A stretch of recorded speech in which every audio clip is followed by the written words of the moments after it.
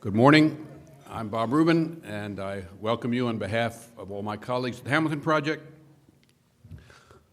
Many of you have been at Hamilton Project events before, so I won't dwell on what the Hamilton Project is, but let me just say a couple of words for those of you who have not been. About 7 years ago, a group of us who cared a lot about public policy, economic policy, got together and we started what now has become the Hamilton Project, and the idea was to support the development of economic policy and support serious discussion of economic policy. We are not an institution, rather we are a partnership of policy experts, academics, business people, and others. We function in the form of an advisory council, and the advisory council, because of the wide range of experience and activities of the members, provides, I think, a distinctive perspective to the policy work of the Hamilton Project itself. We support market-based economics, but we also and equally support the vital role of government to perform the functions that markets by their very nature will not support or not provide. From the very beginning, our view was that a successful economy was an economy that worked for all Americans. And in that context, we believe that the policy, or the objectives of economic policy, should be growth, widespread distribution of the benefits of growth, and economic security. We also believe that each objective can be best achieved by achieving all three objectives. Growth is strongest when it's widely shared. In that respect, the provision of nutrition or access to nutrition, to health care, to education, and much else that's requisite for productivity is greatest when some combination of support for poor and the near poor is provided in those areas, and when people have jobs and can afford good jobs and can afford to access these requisites for productivity themselves. And secondly, when we have a larger percentage of our population working, we have more economic demand. Conversely, rising incomes at all levels are more likely to be achieved when we have strong growth, both because of the larger pie to split and because of tight labor markets. We've had policy deliberations on many issues that relate to the increasing hardship that's occurred since the beginning of the Great Recession. But having said that, our primary focus, our overarching focus, is long-term economic policy. We believe strongly in the economic future of this country, the long-run economic future of this country, given the enormous strengths that we have, our culture, our entrepreneurial spirit, flexible labor and capital markets, vast national resources, rule of law, and so much else. But having said that, we also believe that this potential will only be realized if we have sound and effective economic policy, that is to say, a sound fiscal regime, robust public investment in the areas that are requisite for economic success, and reform, again, in areas that are necessary to be addressed if we're going to be successful economically: energy, K through 12 education, immigration, and so much else. As all of you know, for decades, median real wages have been roughly stagnant, except for the mid and late 1990s, and income inequality over the same period has risen starkly. We focused on those issues in many of our policy forums at the Hamilton Project. And now we're going to have two discussions, one today and one in the second quarter of next year, in this same area. Today we'll be focusing on the struggling lower middle income people, and in the second quarter of next year, we'll be focusing in a discussion of this sort on poverty. Let me mention a few numbers to frame this discussion, numbers that, to me at least, seem to be compelling. The Census Bureau reported in 2012, I believe it was, or at least it was recently, I think it was in 2012, that 15% of Americans live in poverty. That's nearly 47 million people, and that includes 20% of all children. For individuals, just to remind us of what that means, it's $12,000 per person, and for families, it is $24,000. Additionally, 17.5 million people live within 130% of poverty, which means for individuals, incomes of less than $15,000. These are the worst rates of poverty and near poverty in our country in well over 2 decades. I first became seriously engaged with these issues when Mario Cuomo was governor of our state, and he set up a commission to take a look at the inner cities. He asked me if I would chair it, which I did. My immediate reaction then was the same as my reaction now, which is that morally and socially these numbers are, and these conditions are incomprehensible and economically deeply counterproductive. And take just one point, that 20% of our children should live in poverty, and this is the richest country in the world, is, as I said a moment ago, morally and socially incomprehensible, and it certainly is a condition that is inconsistent with the kind of economy we want for all Americans in the years and decades to come. Those views about the social, moral, and economic ramifications of poverty that I had then are, it seems to me, all the more true today. Let me make 2 more observations, if I may, about poverty and the struggling lower middle class. Equipping our people, equipping the poor and the near poor for productivity is essential to enable people to become part of the mainstream workforce and to succeed in our economy. But there must also be more done to create jobs. Equipping people to be effective in the workplace itself can be job generating by providing an effective workforce. But there's a lot more that needs to be done. In that respect, the current budget stalemate is a very serious problem. Virtually everyone agrees that the sequester is terrible policy, and one of its effects is to prevent having the sort of fiscal policy that could promote growth. If the sequester were to be rescinded and replaced by a sound fiscal program, that obviously would contribute to demand in the short term, and at a sound fiscal program that had a stimulus up front in the context of fiscal discipline that would meet both our intermediate term and longer term needs, would increase business confidence and investment in hiring. But as long as we have the kind of stalemate we have today, that kind of a thoughtful program run the sequester we're currently experiencing can't be achieved.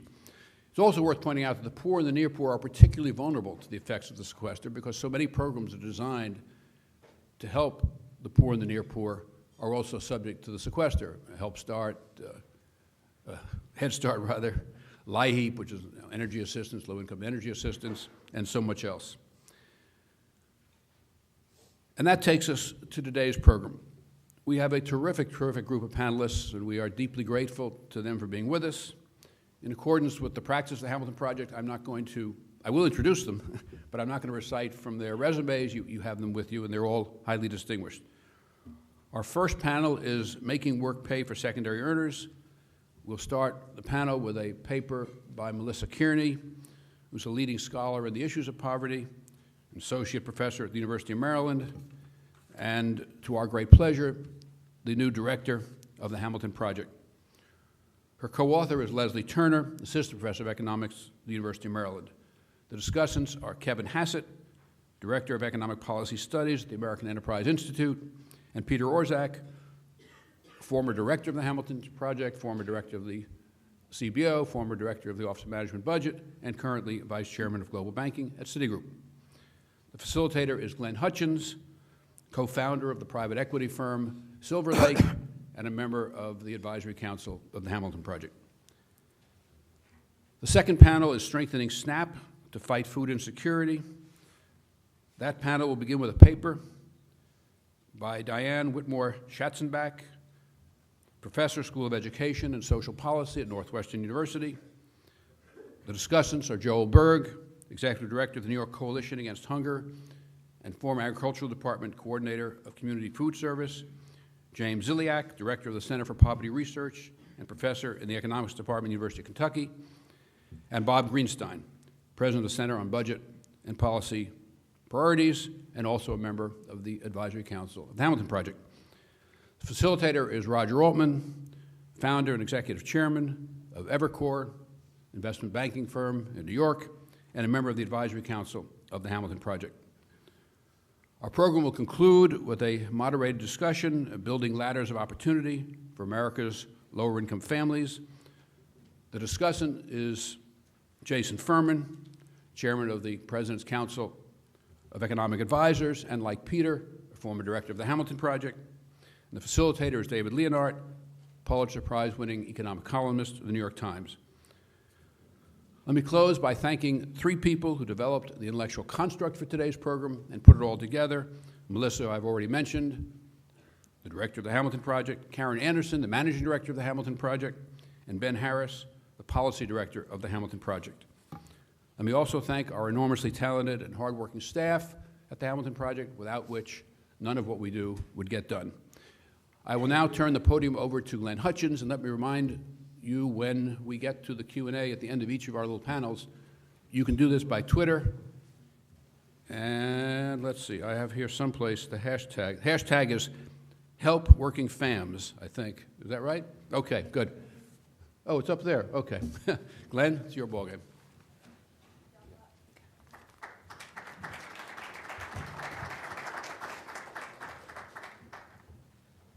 I'm tempted to ask Bob if he knows what a hashtag actually is. So we're just going to get started. Bob's done the introductions. I just want to say before Melissa jumps into this that one of the reasons why I was anxious to come here today was because I think we're getting back to our roots at the Hamilton Project, focusing on these issues.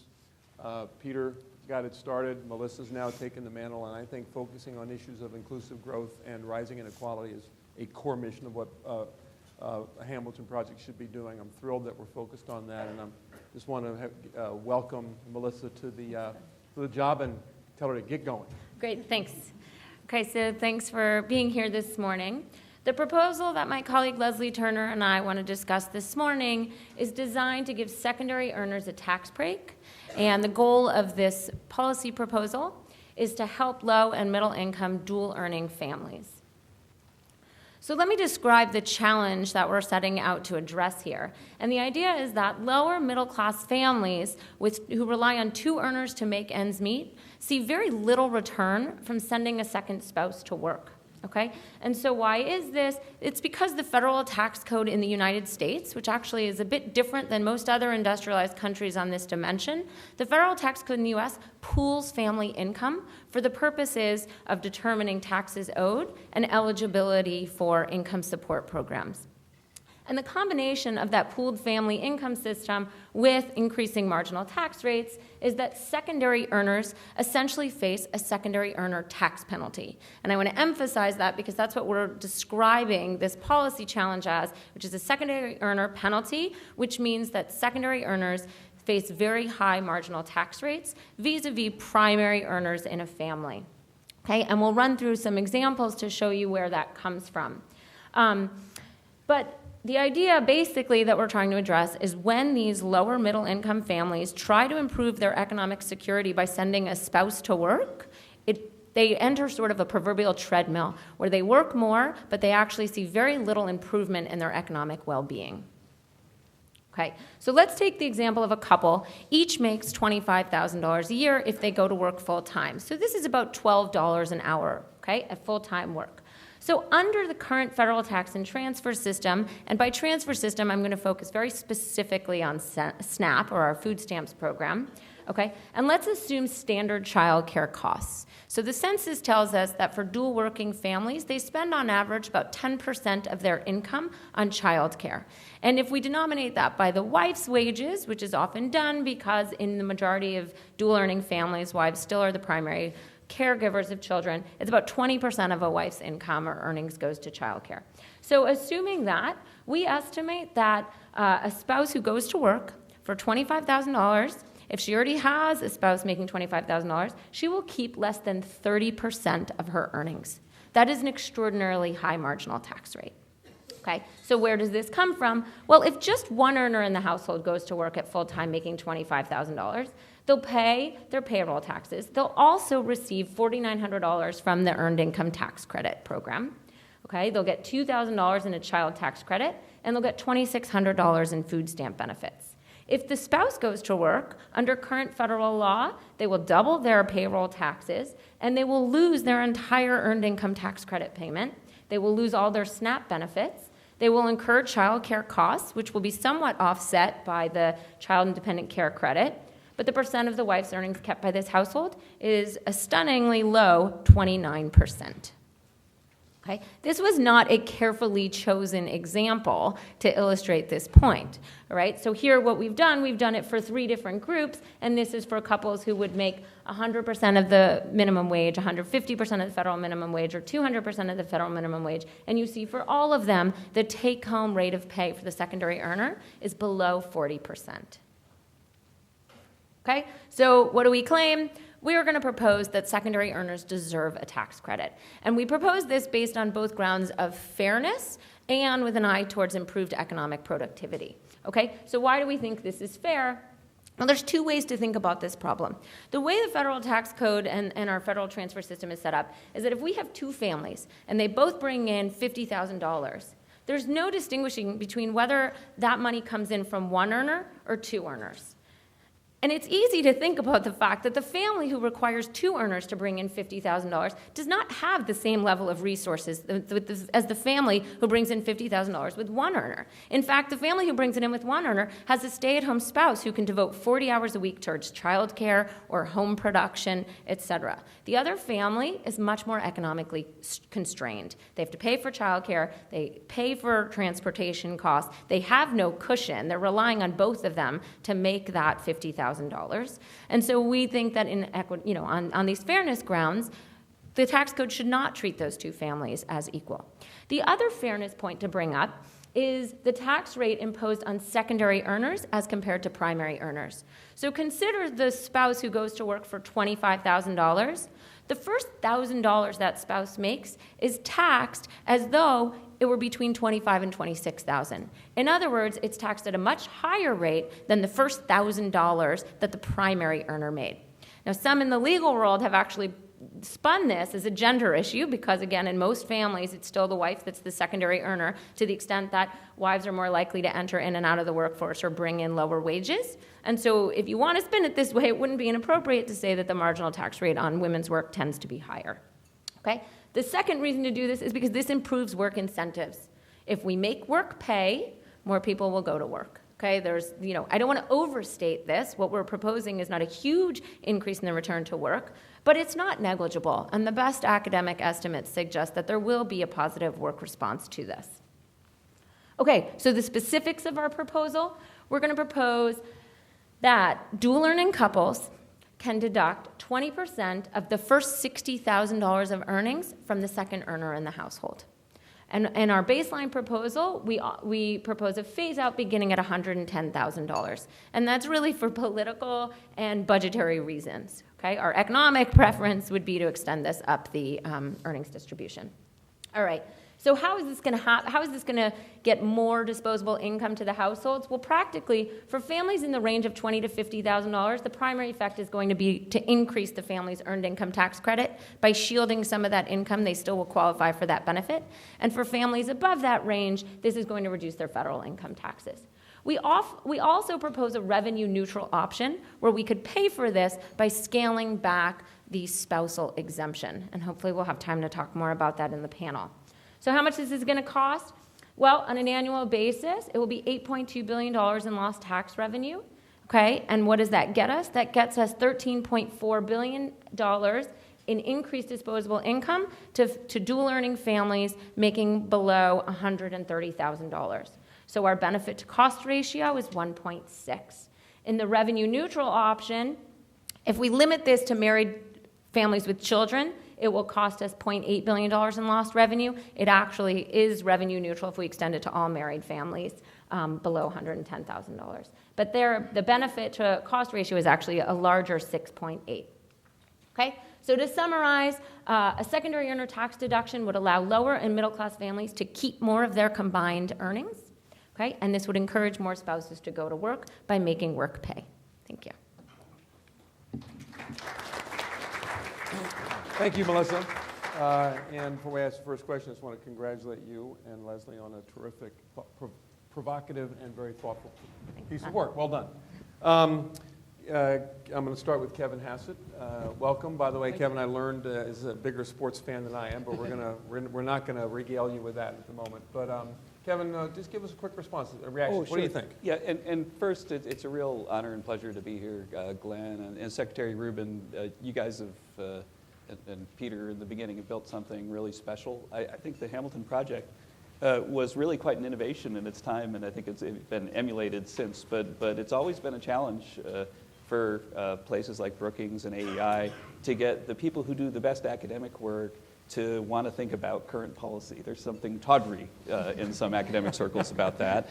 And I think that... I thought what Peter and I did was now tawdry. It made me feel much better now. Gradations. But what the Hamilton Project sort of taught us is that if you can force the best minds to come up with a proposal, then whether people like the proposal or not is something that we can work out in a conference room, but it starts a conversation that ultimately stimulates other people to want to have a proposal too, because the proposals actually influence law. And so the Hamilton Project was an innovator in that space, and it's been ridiculously successful. I think I would say that the hit rate is much higher than anyone could have guessed at the beginning in terms of policies that have had a lasting impact on the conversation.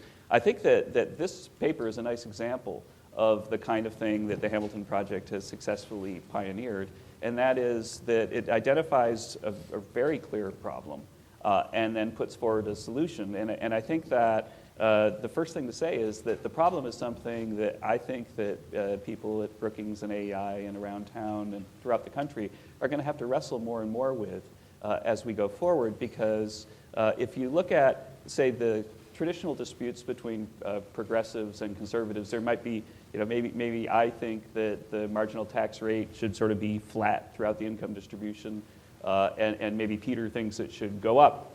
I can guarantee you Peter thinks that. Yeah, that's right. But the point is that there's not really anybody who would try to defend the view that the marginal tax rate schedule would look the way it looks. So that, I think, is the first thing that the paper sets kind of a marker for the policy community, that's an important thing to the Hamilton Project. That's an important piece of news. Because my view, and now just to be provocative, I'll say it in a stronger way than maybe is 100% accurate, but effectively what we've done is we've undone President Clinton's welfare reforms that he passed by moving a lot of stuff into the tax code, into other parts of government spending, so that the benefit to work again is really obscenely low for a big swath of the income distribution, especially at the bottom. And so while we can argue about marginal tax rates at the top and whether they should be 30 or 40 or 50, the fact is that now, and after a conference call, I did some calculations with the Affordable Care Act, working that in. The fact is that for the examples in this paper, the second earner decision will move someone from getting free Medicaid often. I use the DC website, which works, and I'm assuming that the numbers on that are correct. but in your two higher income examples, the second earner moves the family by choosing to work from getting free Medicaid to having, assuming a bronze plan that costs them a few $1,000s. And so, it's easy. I guess it'll depend on whether the network in the bronze plan is comparable or better than Medicaid. There are a lot of, I don't want to make that the conversation. But the point is that it's got to be something that would really influence a family's decision to have sort of free health insurance versus not if that person enters. And so my view is that right now we've got a world where the people that are the focus of the tables in this paper are probably facing tax rates above 100%. I can remember, in some corners if you of that. include the ACA, if you include the ACA, and so what this means is, and I think that this is a really urgent problem, and it brings to mind. I was watching. There was either a 2020 or one of those evening news shows was talking about this in the last couple of years, and the reporter did the math for a family that had sent the wife to work, and then showed the person that they're actually worse off financially, even if you don't count the disutility of working, because once you factored in all these things that they're losing, that the fact that if she stayed home, the family would have more money. And she started weeping. And the fact is that right now we've got this complicated welfare system that is, harder to figure than the one that was reformed in the past, that makes it so a big swath of the population doesn't have a very big incentive to work anymore. But what's worse is they're optimizing vis-a-vis the wrong things. And so if you actually explain to them the true consequences of their decision to go work, then you can induce them to weep. And that's an unacceptable. It's not an appropriate policy. Yes, it's an unacceptable circumstance, and so that, and then I want to hear from Peter. But right. so I think that's the thing that we have to stipulate to, that's been created. I think that the issue is just that the proposal seems kind of meek if you really think through those factors. That I think that if we work some kind of analysis of the Affordable Care Act in, which will vary by states, and so it'll be a whole other paper, then I think that we'll find that the marginal change in the incentive is going to be pretty small, and the fact that people are still optimizing vis-a-vis the wrong things won't really be addressed completely. And so I think the proposal needs to be more aggressive, but I think that it's a step in the right direction. Kevin, thank you. Yeah. Peter. Well, a few comments. First, I have to say that since I've left, the cover selection on Hamilton Project proposals has gotten much better. This just screams, I need a secondary earner deduction. A few points. First, I join Kevin in being supportive directionally, excuse me, of the proposal for a few reasons. First, if you look at the trends in female labor force participation in the United States, they were rising rapidly throughout the 1970s, 80s, into the 1990s. Around about 2000 or so, there was a topping off and actually start of a slight decline. That has been attributed, falsely, but attributed to the opt-out revolution among high-income, well-educated spouses. It is true that their labor force participation rates have declined, so the opt-out revolution is true to some degree. What that misses is labor force participation rates have also declined for single mothers, for mothers without kids, for all sorts of females. And to the extent that females disproportionately are secondary earners, this is part of a broader problem that we should be focused on. So that's the first point. The second point is, and this has come up in bits and pieces, but just to be very clear, a lot of the problem here, that is the focus of this proposal, arises because of the understandable concern to contain the cost of means-tested benefit programs. So you've got a program like food stamps, SNAP, or the ACA. You don't want the cost to be astronomical, and so you try to target it on the people who are the most in need. That necessarily means that there is a phase out, and that's what creates this problem. So this is not this shouldn't be a kind of revelation to anyone. It reflects the desire in the first place to contain the cost of various means-tested benefit programs, and there is no way around that. Either you're going to have a universal program that is much, much more expensive, or you're going to phase out the program and you're going to create marginal tax rates that are higher than you'd like. Third, in general, I am of the view that new tax proposals should take the form of a credit rather than a deduction, so that they are not tied to the marginal tax rate. This is an exception. This is a tax break that is presented as a deduction, and that's appropriate because the underlying problem comes from the family's marginal tax rate, and therefore providing it in the form of a deduction rather than a credit makes sense in this very isolated example. But in general, this is not the right form for a new tax provision, just as a reminder. And then finally, very supportive of the proposal, but I would frankly join Kevin in saying let's not believe or be under the false impression that this is going to change the world. Table A1, for example, in this paper shows that under current law, the illustrative family that's illustrated takes home 29 cents on the dollar. This is without the ACA effect built into it. 29 cents on the dollar for the secondary earner to go to work, and under the proposal, they would take home 35 cents on the dollar.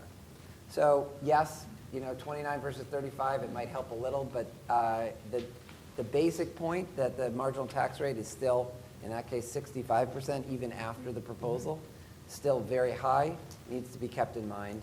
And then finally, I would join, I guess, an undercurrent of what Melissa said. The difficulty or the problem facing secondary earners is not limited to the income category that this proposal applies to. And there are two gaps. One is above the place, the proposal starts to phase out at $110,000. Ironically, to my point earlier, partly to contain the cost of the proposal, they also phase out the proposal, thereby creating higher marginal tax rates at $110,000 through the phase-out range. And then secondly, at the very bottom of the income distribution, where families don't have positive income tax liability that can be offset with a new deduction. So, addressing both problems, in the paper they note that if you eliminated the phase-out, the cost goes from $8 billion to $10 billion. It strikes me that that is not a game changer in terms of political feasibility, and therefore would be beneficial because the problem is broader than just the income range that is being attacked. And then if you also layered in, they mentioned a proposal to make the child independent tax credit refundable, which would fix the problem for the very bottom end.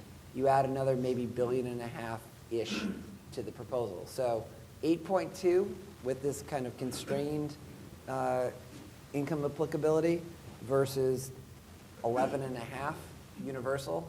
My money would be on 11.5.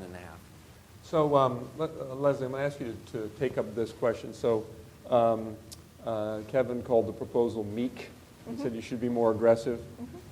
Peter just outlined a way in which it could be more aggressive. I know that you have done the research around that. Would you kind of address that question, talk about the costs and benefits of a more aggressive, more fulsome proposal? Yeah, thank you for that question. It's an excellent one. And sort of as many people have pointed out, Melissa and I would be in favor of making this policy universal, not including this phase out that starts at $110,000 of AGI.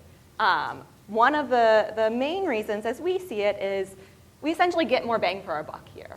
Okay, the overall revenue lost from the proposal increases from about $8 billion to $10 billion, but for every dollar of revenue spent, families with two earners with dependent children would get $4. Okay, so this is sort of a much higher benefit to cost ratio than our proposal that includes a phase out.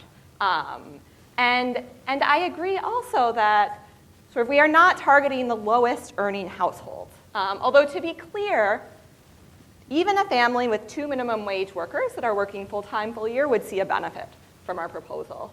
And so this is sort of part of the limitation of using the tax code for redistribution. We're not going to be able to help the lowest income households that don't have a positive tax liability, but are sort of potentially losing these other means-tested benefits.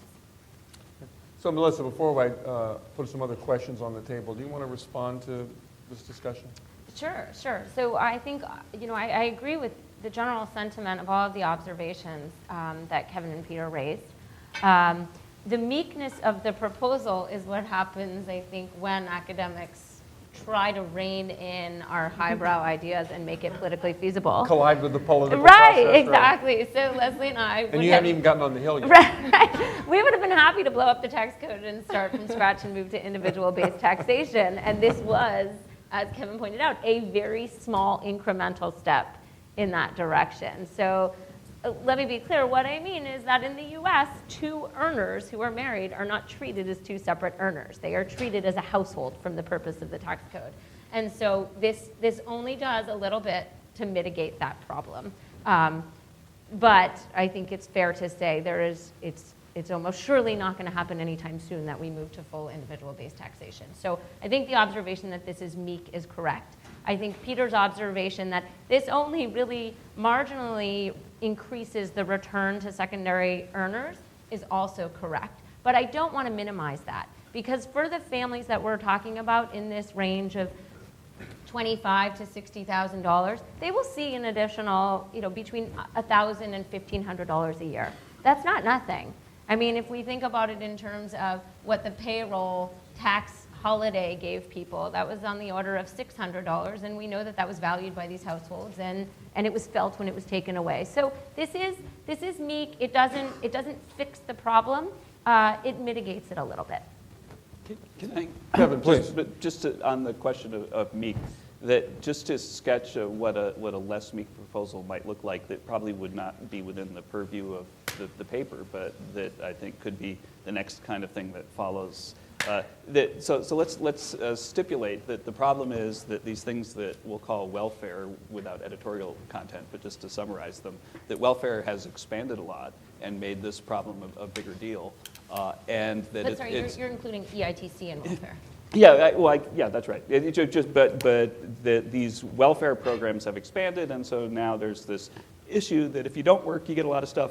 If you do work, you lose the stuff, and so the benefit of working has gone down a lot. If we're going to think about at the margin, but even Right. on average too. Right. But my point is just that. So if you wanted to think about, well, so what do we do about that? Then one thing you could do is you could reverse the expansions of welfare, and then use the money that you gain from that to fund a proposal like Melissa's. That would be a lot less, and Leslie said, but that would be a lot less meek, and it would be something that might get both sides of the aisle talking. That was a question I wanted, that's directionally a question I wanted to ask, so let's explore that for a minute. Melissa, do you want to respond to that? You seemed like you were ready to. Do you want to take it? Leslie, what? Sure. Yeah. So I think Melissa will have more to add to this, but I wanted to emphasize sort of our proposal is focusing on a very specific problem, which is the low returns to work for secondary earners. A lot of this, especially at the lower end, is caused by welfare programs, if we include the EITC as a welfare program.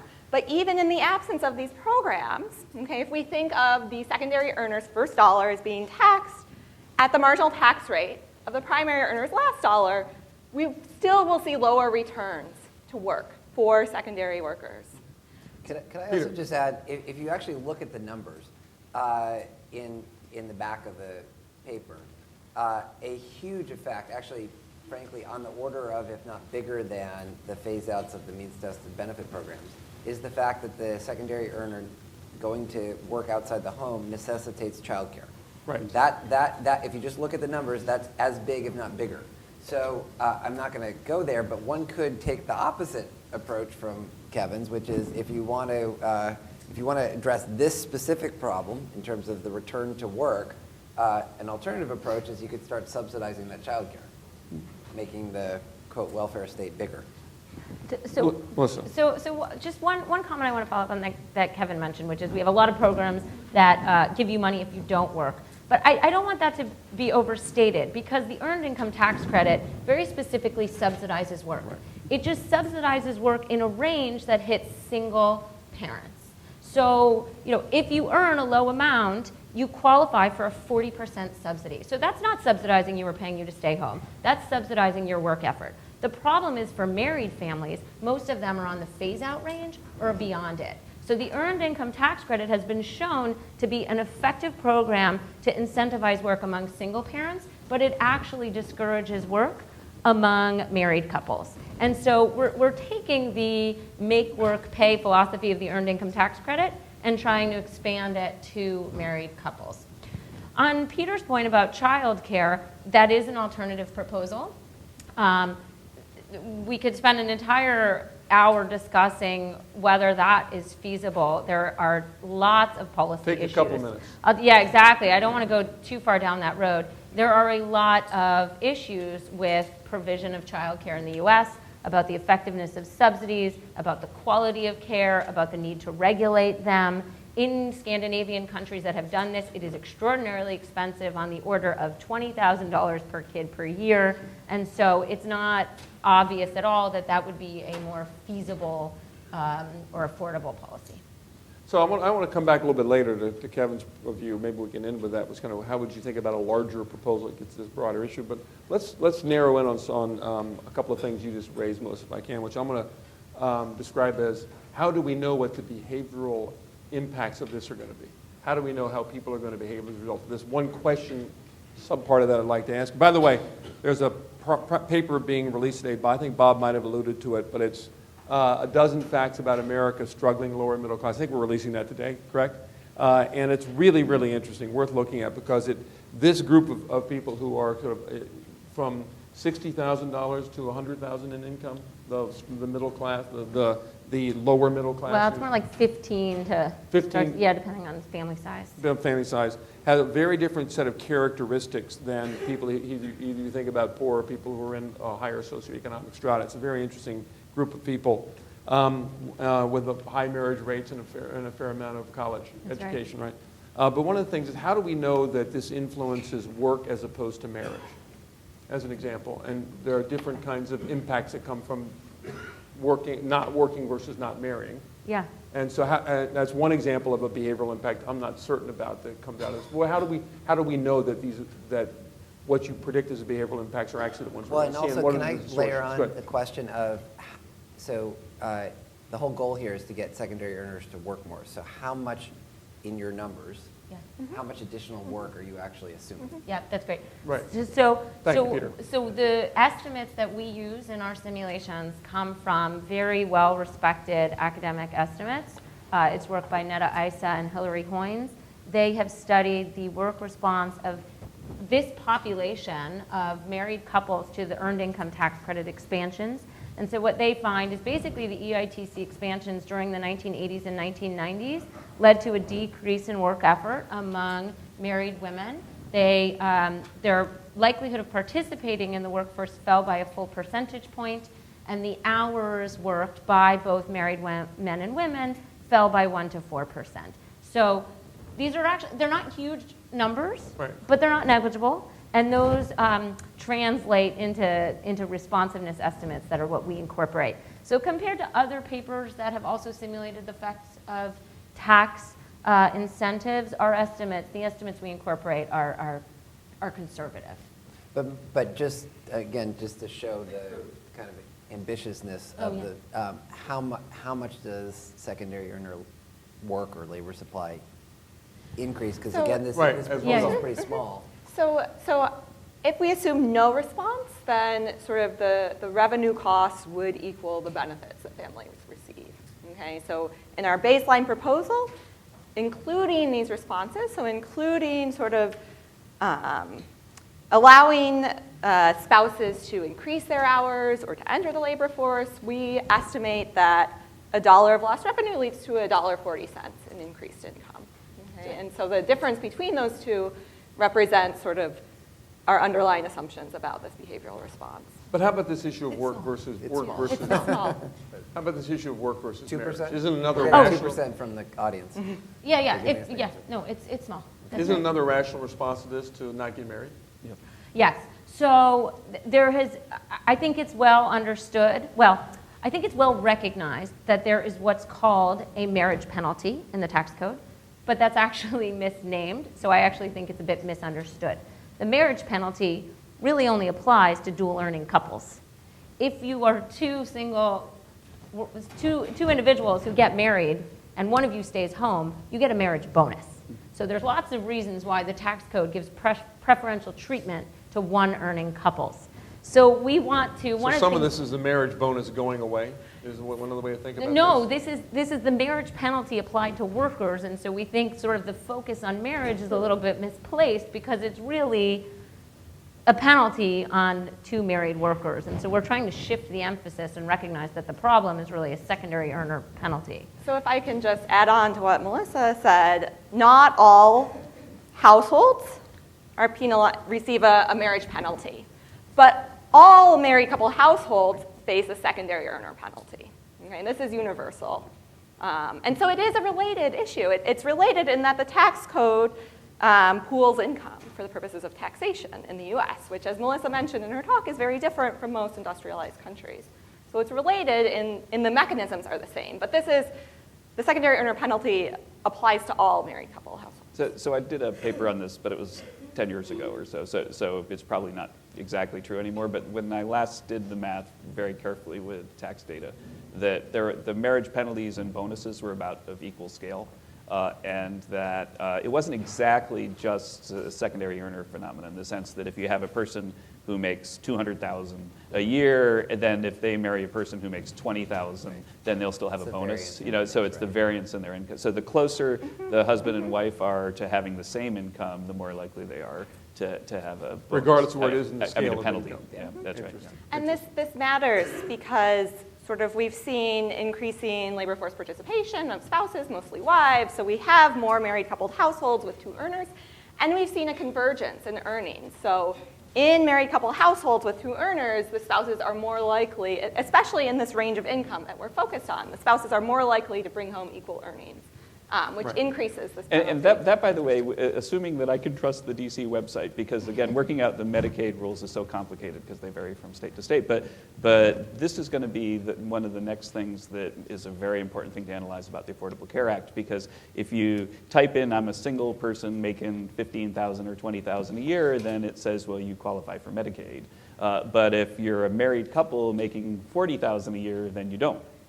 And so it looks to me like, actually, Peter, I know that you were kind of somewhat involved in this. It looks like there's a big increase in marriage penalties in the Affordable Care Act that hasn't received much mention to me. Is that? Let's that- talk about the interaction between. Sure. Yeah, Well, which would talk be about this related to issue. this. Well, Yeah. that issue actually pre-exists because the Medicaid rules. But I thought you got rid of pre-existing conditions. Uh, Sorry, bad joke.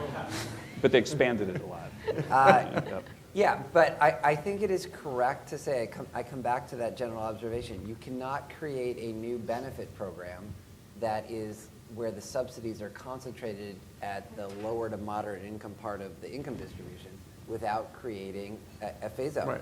and higher marginal So the tax rate. ACA It's is the just- same thing. It's the same thing. Right. And that's But a the general benefit phenomenon. is large for people in this income bracket, right? And Which as a is result true of with which, when you regard to the phase other it out, it programs, too. becomes Exactly. a large loss, right? Exactly. But you can mitigate it if you focus on individuals as opposed to a married unit. Yes, you can mitigate it. The problem then is, this comes back to, and by the way, other countries do the individual taxation where Income spouses splitting. can file separately. The problem with that typically is that opens up other issues. The reason we haven't done that is it opens up other game playing, like is that income mine or yours? And Right. how am I going to shift you? I'll pay you to, do this Hold or that, assets. and et cetera, So- et cetera. so this is a there- separate- There's no perfect solution here. No, the This perfect is a solution separate is not to question. have a progressive tax code. No. This is a separate Creates question other I wanted problems. to, I'm going to throw this over to you, Kevin, and then there are 2 questions going on here. The first is the ACA interaction. The second is, why don't we go to a more individually based tax code? What are the ramifications of doing that, which is one of the implications of your proposal? Kevin, what do you think about these? Yeah, it's actually a really fun but maybe excessively nerdy conversation to have. Oh, go ahead. What- It's the Hamilton Project. Go ahead. The question is that when we think about social welfare and we have our disputes about how progressive the tax code should be, then we have to decide, well, are we talking about family units? Are we talking about individuals? If there are 4 people in the family, are there increasing or decreasing returns? If somebody adds an extra kid, then is it easier for them because they already have built up the infrastructure to support children, or is it harder because now you have 3 kids and so the parents are outnumbered? And so it's very. Anti-zone. Yeah. Right. But it's really relevant. Alan Auerbach and I had a paper on horizontal equity in the American Economic Review a while ago, and we talked a lot about this issue. But basically, in the end, there's no right answer, and that if we think about what is the unit, then it depends really on the way the technology of household production, so if 2 people move in, then do they get a benefit because they can stay in the same room, or do they need more than twice as much space because the stuff expands with a free rider problem of who cleans the house or something. So I think that we just don't know. But it is true that the marriage margin is much cleaner if you have income splitting, and so that is known. But whether one is better than the other, I think it's not. Peter, do you want to say something? Nope. You're looking at me, okay. In each of these proposals, and let's take your revenue neutral proposal for a moment, there are winners and losers. So Melissa, who are in the revenue neutral approach to this, who are the winners and losers? Yeah. And how do you I'm think gonna give about that that? one to Leslie. Leslie? Okay, so how does our revenue neutral proposal achieve revenue neutrality? So we're scaling back the spousal personal exemption. Okay, so I'm going to get nerdy here too, to take your lead. So how do personal exemptions work? Okay, this is a reduction in your taxable income. Okay, so it reduces an individual or household's tax liability if they have taxable income. If we look at single workers, if we look at single parents filing as head of household, they only benefit from their own personal exemption if they're working. Okay? And with married couple households, however, the household can take this spousal exemption even if the spouse is not working. And so how our revenue neutral proposal works is that we're essentially replacing the spousal exemption with a secondary earner deduction. Okay? And so in effect, we're sort of retying this tax preference to work behavior. Okay? So who will be the losers here? Married couple households with one working spouse, okay, will face a higher tax rate because they will not be able to reduce their taxable income by a portion of this spousal exemption. In our policy, with the phase out, we will also have redistribution. Will they be worse off than they are before the proposal? Yes. Yes. Yes, they will. Gotcha. Yes. So the redistribution will come from them. married couple households with a single earner. Okay? But our argument here is that sort of the intention of this personal exemption is to reduce your tax liability if you are working. Okay? And in married couple households, they're benefiting from this tax preference even if the spouse is not working. Okay? And so by sort of replacing the spousal exemption with a secondary earner deduction, we're retying this part of the tax code to work behavior. Peter, do you want to respond I was to going that? to just say, one way of summarizing it, this is rough, is we were talking before about marriage bonuses and penalties. This would reduce the marriage bonus to pay for a reduction in the marriage Right. penalty, narrowing it, and I think that's a desirable thing. That's well said. So we have one more minute. Actually, we're over time, but I'm going to take 1 minute till we take audience questions. Kevin, if you had, you raised the broader issue of how this gets at, tax code incentives for work and whatnot. And if you had some advice for Melissa, she's now embarking on this subject matter broadly defined for the Hamilton Project in the future, what would you recommend as a research agenda? At the core of the issues you raised earlier. Yeah, I think that we both at our organizations need to focus effort on thinking about what the next round of welfare reform should look like, and that it's significantly different than the last round because the welfare has become kind of a many-tentacled beast that's both on the spending and tax side. And so it's a much thornier problem and worthy of a big research agenda. But I don't think that that's something that you don't know. Great, thank you. And now we have 10 minutes is that right, for questions from the audience? They're going to be handed to me. Twitter question. Do we want both parents to be working? Don't young children do better when they have a parent at home? It's a good question. In general, I would say that the political movement has been to try to incentivize women to work. That's certainly been true of our welfare reform efforts. We've tried to move towards single women working. I think it's fair to say that there's some evidence from the child development or child psychology literature suggesting that in the first year of work, it's beneficial to have mothers at home. At sort of other ages, You said mean the first year of life. Sorry, first year of life. You said first year of work. home. Yeah, oh yeah, first year of life. Life is such a struggle. Life is hard. Yeah, first year of life. Yeah. In general, I think, my reading of that literature is that the positive income effects that come from low-income women bringing additional income into their household is quite beneficial for the children. It's an important offsetting benefit. But there's an important offsetting benefit that's been shown in a lot of this.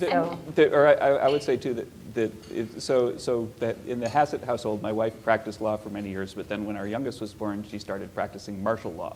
And she's now imposing curfews. But I think that decision, didn't have a big effect on the nutrition of the Hassett children.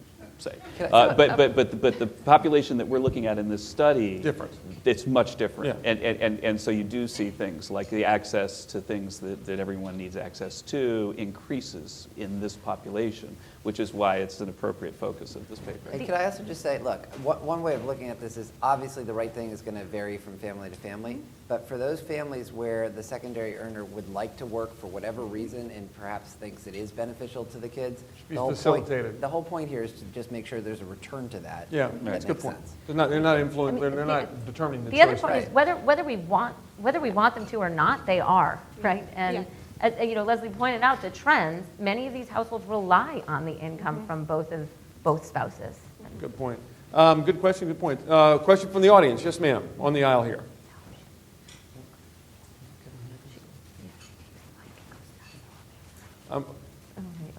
Good morning. I think if I understand this project, they is supporting the America's lower middle class families. So I just wonder if you have addressed or have you looked into the problem or listened to those people who are really lower middle class families, because they are usually not heard, and I can see none of the panelists is from Occupy Wall Street or Home Defenders League or some sort of consumer protection. Okay, great, good Bureau. question. Yeah, thanks. So, we have this report, which I highlighted earlier, but do you want to address that question, Leslie? Well, there's, Melissa? that's not our area of expertise, but there are certainly very well-written books and accounts that I think all of us have learned from about the struggles of working lower-class families. And I think the numbers sort of, give us something to work with and quantify their experiences. So I've got a Twitter question, Twitter question. Rather than coming up with a new tax break, why not just make the EITC stronger? So this was something that we really sort of thought a lot about. Okay, why not change the EITC schedule to give sort of larger benefits to married couple families with two earners, sort of getting them out of this phase-out region. And we kept coming back to the point that sort of this is going to create lots of additional cliffs or marginal tax rates, and it's going to increase complexity. So if we were to propose a new EITC schedule for households with two earners, what would we count as being a sufficient amount of work activity? Okay, if the secondary worker worked 1 week, would we give that family a new schedule? Would we require 6 weeks of working or a certain amount of income? And we really sort of prefer our proposal in that. So for lower income families, it is working through the EITC. Okay, it's moving them back away from the phase out. Okay, but the benefits of our proposal are directly tied to the amount of income the secondary worker is bringing into the household. So we avoid sort of these policy cliffs where we have to define what is sort of a working secondary household member. In the spirit of the question, though, given all the work you've done, it might behoove the Hamilton Project to put up a little calculator so that people in the circumstance can figure this stuff out for themselves, right? Because like right now, you're going to lose some benefits, you're going to have to pay more taxes, and you're deciding whether to go to work, and you've done the math, and I think it actually addresses this lady's question a little bit too, that I think it would really be a positive social product Talk to about help. nerdy. If you really want to go play with these numbers, as of today, you can go to the TaxSim website at the NBR. So the TaxSim is a Fortran-based code, but there's an interface where you just put in the numbers, and Dan Feenberg. Fortran 77. Yeah, who we're very grateful to. So the way we There's call a it, healthcare.gov joke here, but I don't think I'm going to make it. Right. so the way we think of it is create your own reform. Okay, you can play with the numbers, you can play with sort of where the phase out falls, assumptions about the responsiveness of secondary earners, so you can see we haven't just cherry picked our particular policy to look really good when. But I think Kevin, I took you saying something quite different, which is helping people who are actually making these choices. Yeah. Give them something that they can Understand what the understand. implications of their Non-Fortran choices. people. Yeah. Exactly. One more question from the audience. I'm going to get someone in the back here, fellow on the aisle in the back there. And then I think we'll take one more Twitter question and be done. Okay. I was talking to the fellow in front of you, but that's okay. Go ahead. You got the microphone. Go ahead. We're running short on time. Okay, So, my and make it short, please. Yeah, well, given that the the marriage is becoming less, the trend is that there are more single-parent families. And so you guys are developing a solution that is all about married couple families. So why did you do that? Well, if you look at the paper that, just to defend it, this is the paper I showed here. If you look at this paper with this group, what they call the lower middle class, is actually much higher marriage rates than you would, your question would suggest, I think. But go ahead, answer the question. So we absolutely agree, sort of we're not saying that single parents should not deserve their own set of supports and policies that help them get out of poverty. I think our proposal really, we want to highlight what we're calling the secondary earner penalty and highlight the inequity in the tax code, whereby secondary earners that are most likely to be women, wives, are highly penalized by the family-based nature of the tax code, and propose a solution to this. In our revenue-neutral proposal, sort of the redistribution is all occurring within married couple households. And so it's not to say that we don't think single parents are a really, really important group. But we do think this is an important issue and worth talking about. Gotcha. That question was actually very similar to the last Twitter question. So closing out here, Melissa, first of all, I want to congratulate the two of you on a really insightful, thoughtful piece of work and very good responses to the questions. I think it's been a great panel. Thank you very much. So you want to give us... Okay. No, bravo. Bravo. Let's go. So, Melissa, is there something you'd like to close with as you think about this proposal? No, we're happy to take additional questions, and if there's anyone on the Hill here who wants to push this through, we're happy to help make that happen. Yeah, she'll pass you your card out afterwards here. Thank you.